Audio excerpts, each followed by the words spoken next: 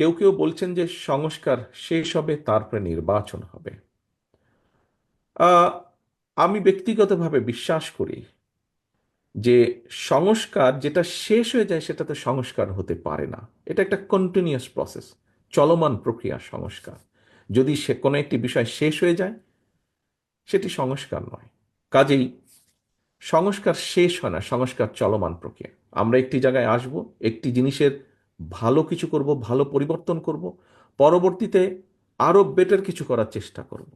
আমাদের রাজনৈতিক ভিন্ন মত আছে, আদর্শ সবার এক নয়, কিছু কিছু ভিন্নতা আমাদের আছে, কিন্তু একটি জায়গায় আমরা সকলে এক: বাংলাদেশ, বাংলাদেশের মানুষ, গণতন্ত্র।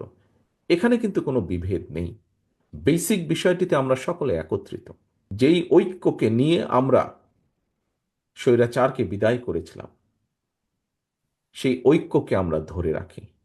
আজকের এই সফল অনুষ্ঠানের মতন আমাদের সর্বোচ্চ চেষ্টা থাকবে আগামী দিনে ঐক্যকে বজায় রেখে, ঐক্যকে ধরে রেখে এই দেশের মানুষের প্রত্যাশিত গণতন্ত্রকে আমরা প্রতিষ্ঠিত করব।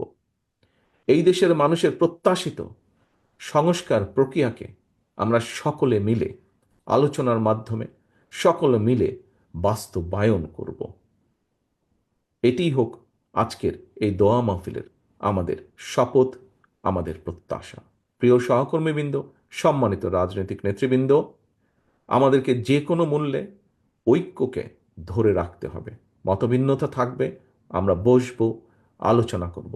এমন কিছু আমরা বলবো না, এমন কিছু করা থেকে আমরা বিরত থাকার চেষ্টা করব যাতে করে কোনোভাবেই স্বৈরাচার বা তার প্রেতাত্মারা আবার এদেশের মানুষের কাঁধে চেপে বসতে পারে।